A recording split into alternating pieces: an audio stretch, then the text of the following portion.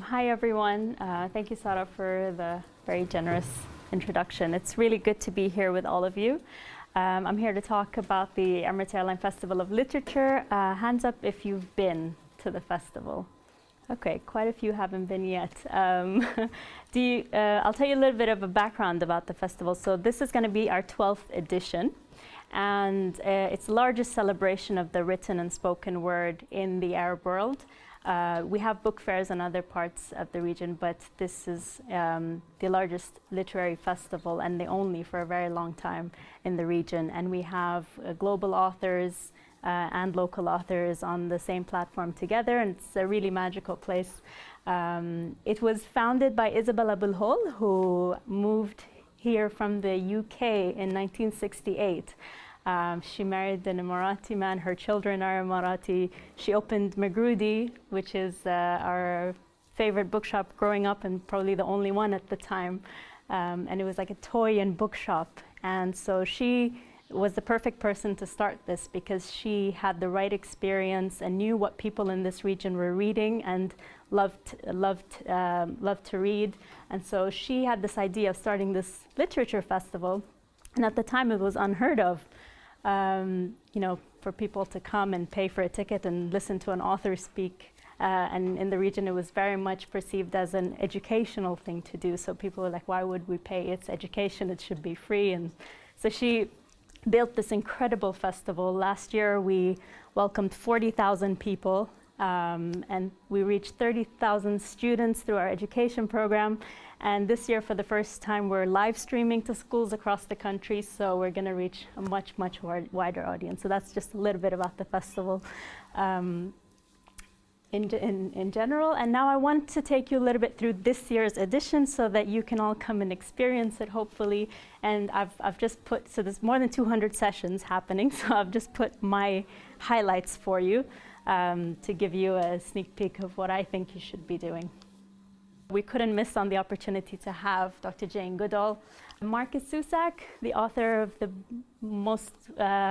mostly known for The Book Thief, if some of you would have read that 13 years ago. So this particular book has been 13 years in the making, so a lot of us have been waiting many years for the book, and he's coming here to speak about it.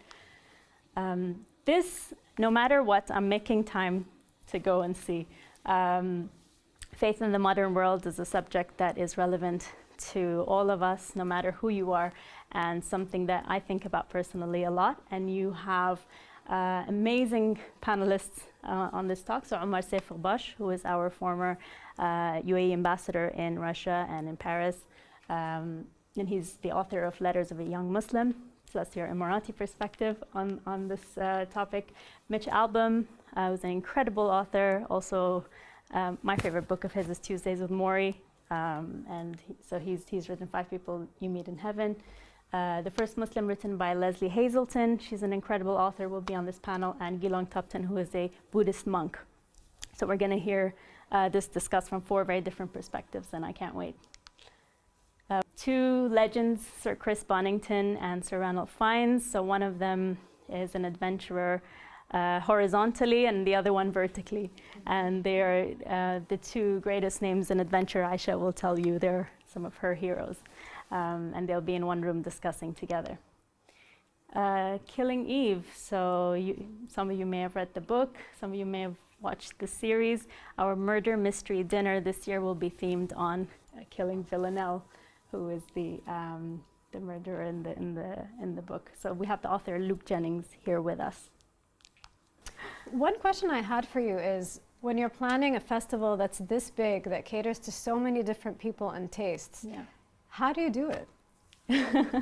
18 months of planning, a lot of reading from everyone in the team, a lot of discussions with publishers, with authors who are friends with us, a lot of research on what's new, what book sales are happening around the world. It's just, there's a lot of science that goes into catering to such a diverse audience. And also, reinventing yourself every year so that you can try different methods and see what works. And so what has worked for you in the past? I think, it's really important that every year is different. This is one of the festivals that has lasted a very long time and gone from strength to strength each year. And I think a very important part is that this festival has reinvented itself and has not had an issue throwing things out the window that we won't do something just because that's how it's been done historically. Every year it's different. We're not afraid to take risks and try new things. I think what really works and what's really unique to our festival is the diversity.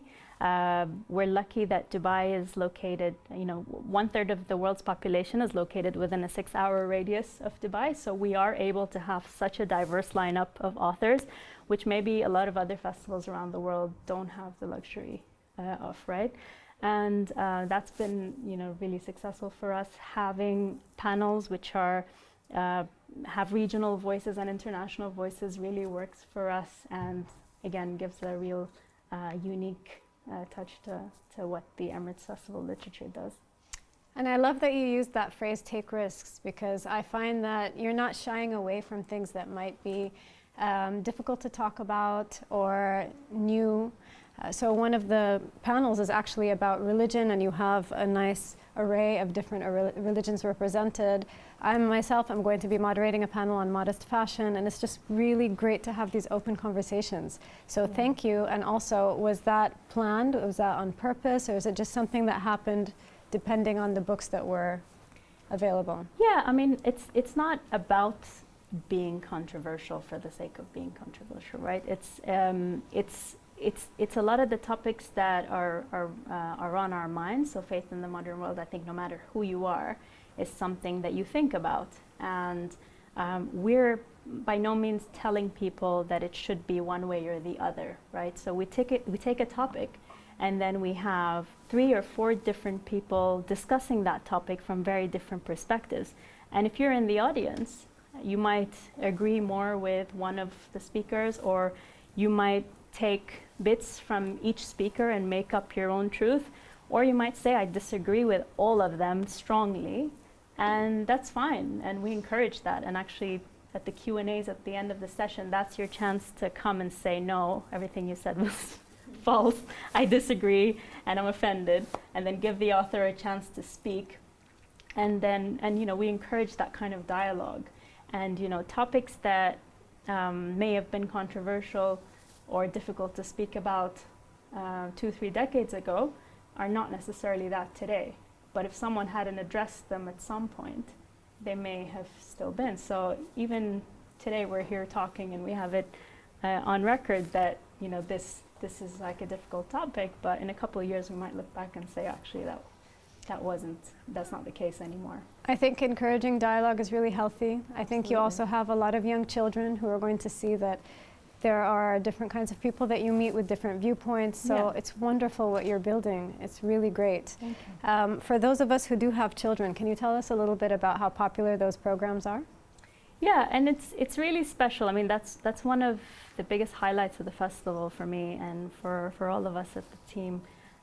Seeing kids in 2019 or 2020, rush to come and see an author and wait in line for a whole hour to get their book signed with an author is quite a significant thing, right? And it's great that audience is building year on year. And I mean, I think for me at least, my experience with reading books as a kid was maybe I would look at the name of the author of my book, and I have no idea if this person is still alive even, I have no idea what they look like. And for a child to be able to read a book and then come to the festival and say, this is the name on my book, and that's what this person looks like, and he's there, it makes it like an achievable goal, maybe, or a dream. It's like, I can be that person.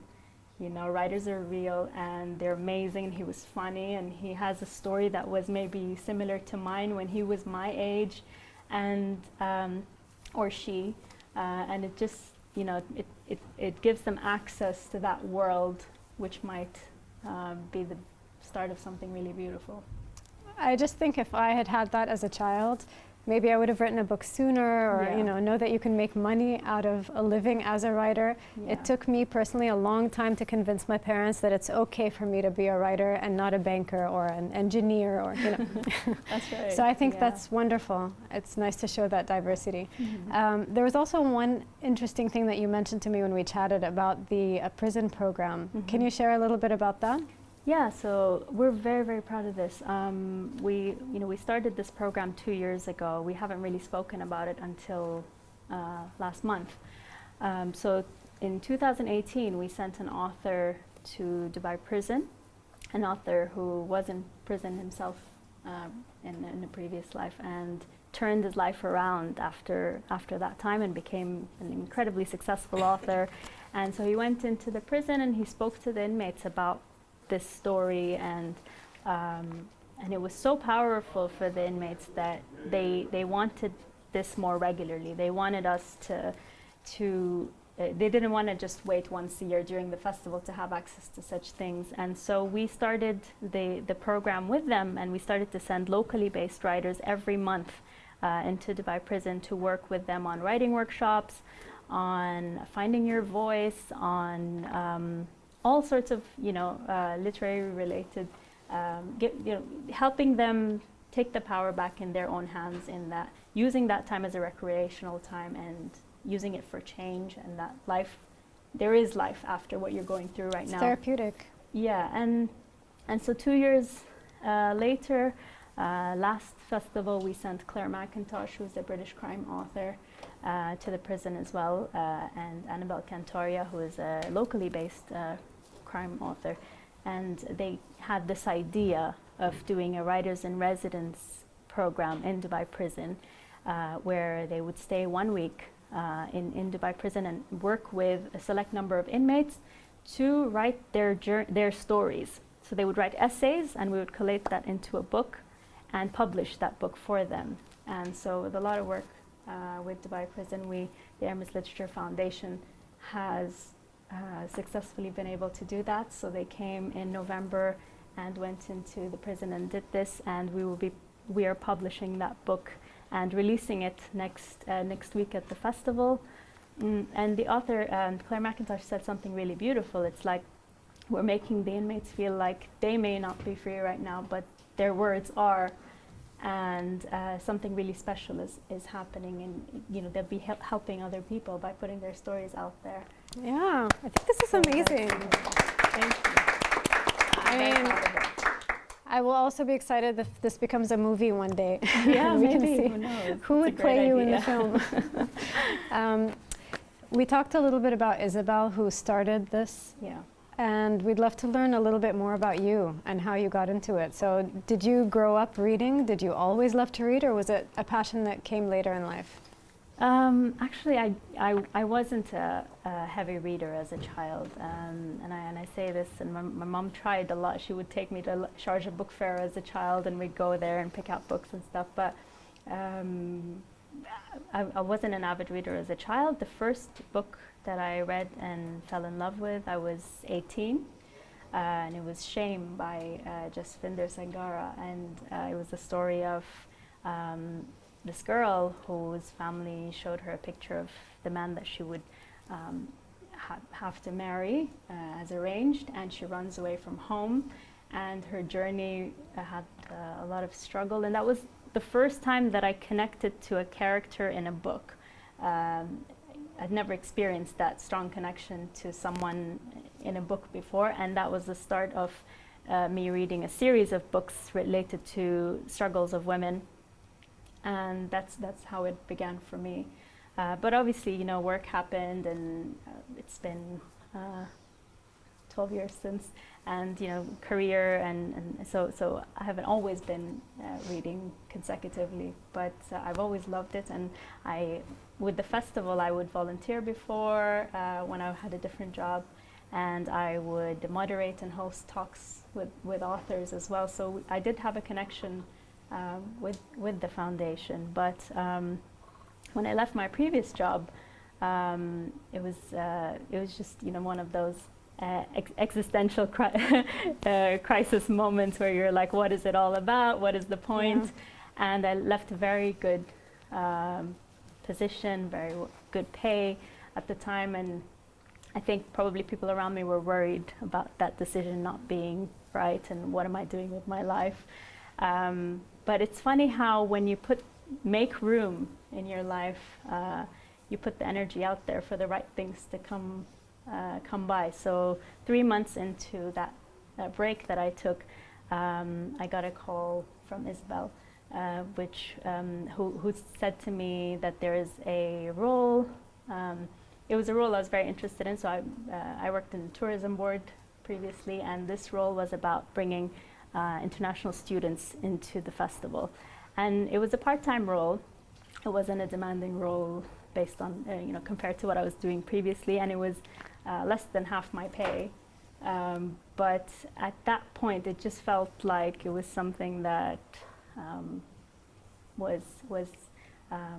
was really interested in, and this was an area that I thought I would really enjoy being a part of, and somehow I found answers through that role and through meeting authors and having conversations with authors. I just felt like I wanted to be around authors my entire life. I was like, I cannot go back now that I've seen this.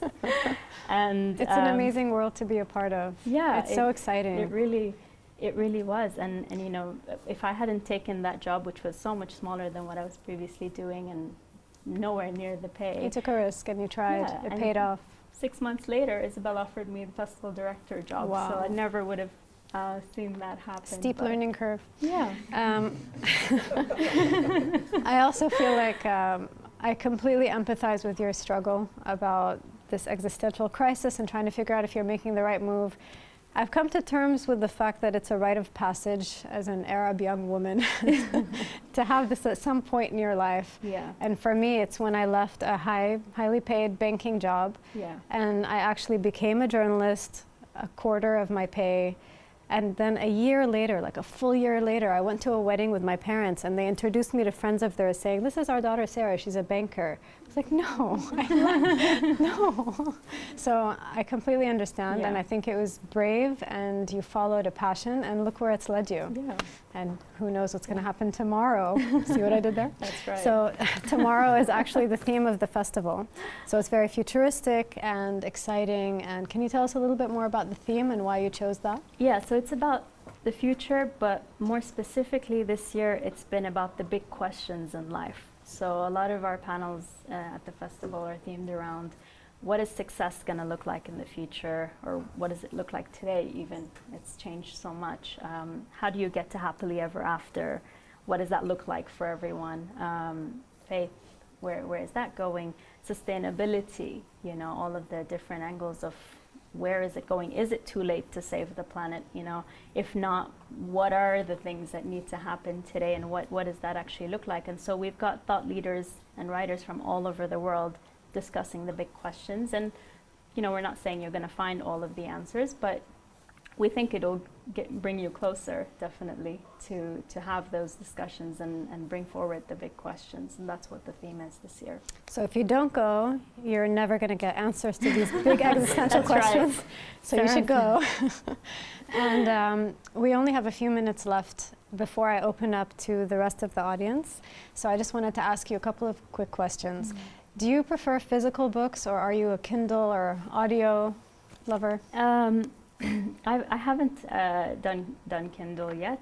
Me too. I was for the longest time holding on to the physical, and I still do read physical as well, but I've grown to really love audio as well, just because I drive so much, and a lot of the authors have started to narrate their own books, and that gives you an added layer of connection to the writer. And so I find that at the end of the book, I'm not ready for them to leave me yet when I listen on audio.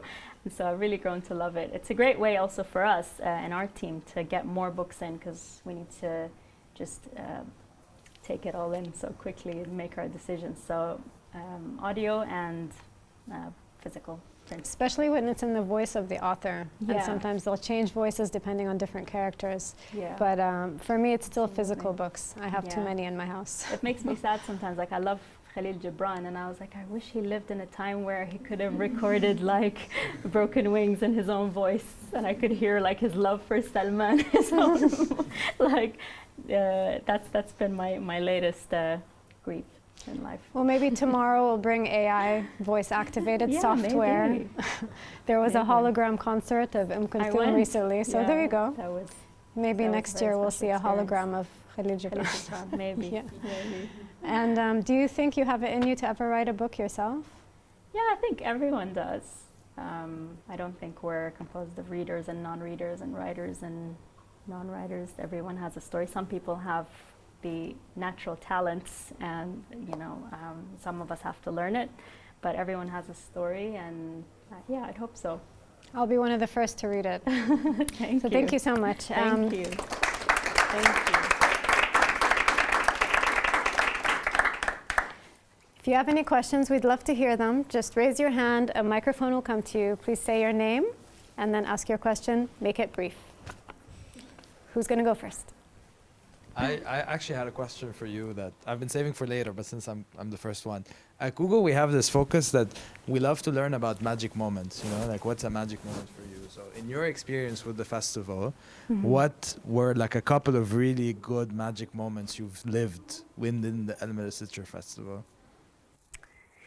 Yeah, I think, and I think that's where I'm privileged in my role. It's always been in the conversations with the authors.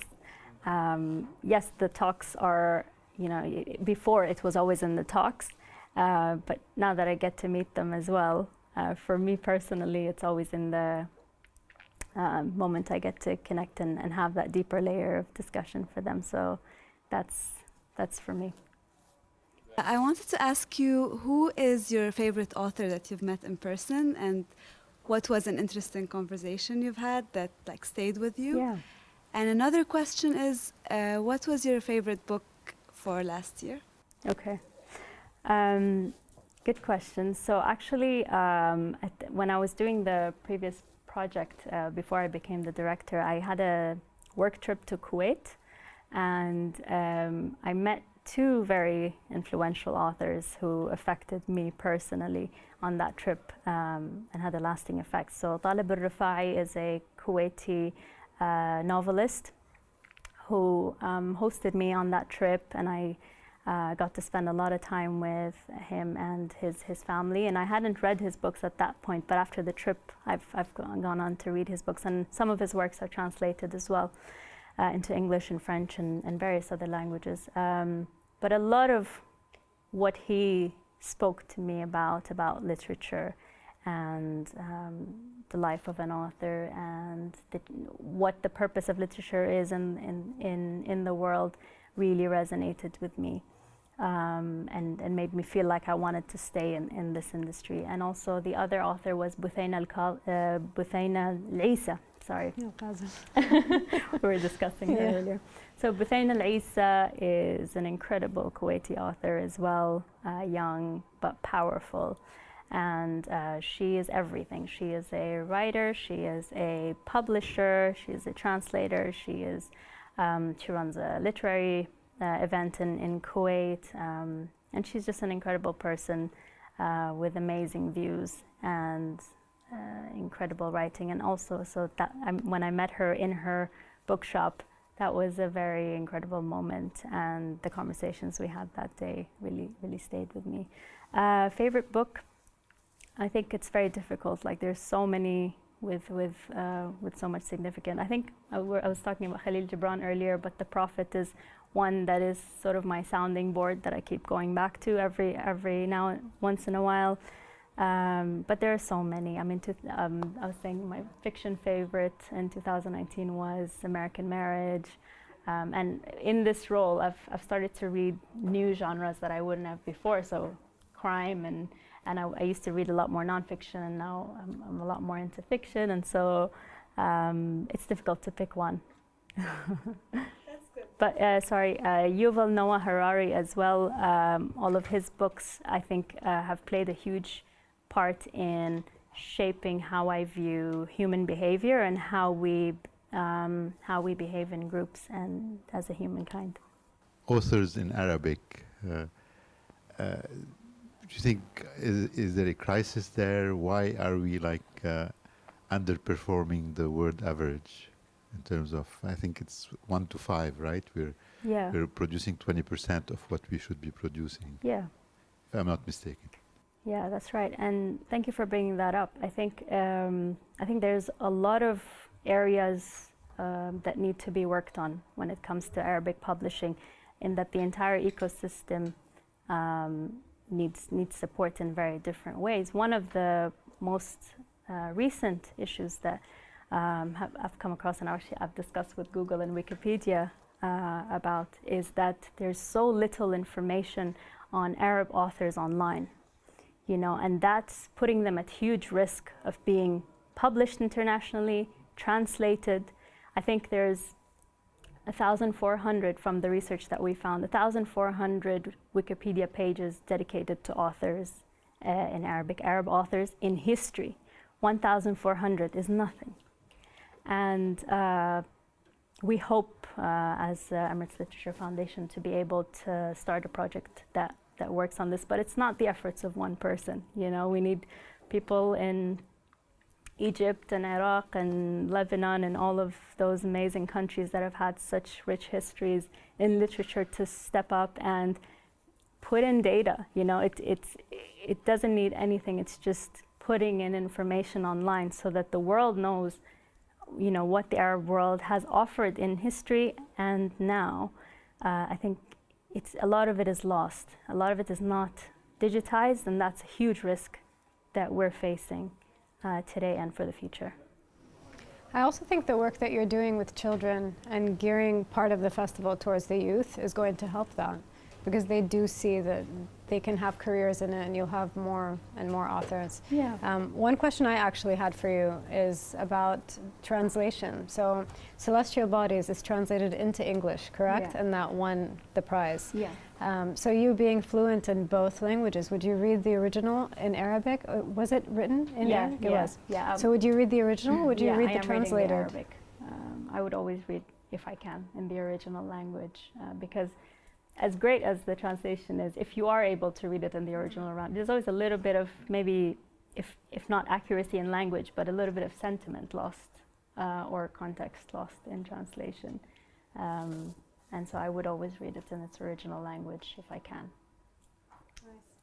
How do you engage your children to read more? Mm-hmm. And outside of going to the festival, but Yeah.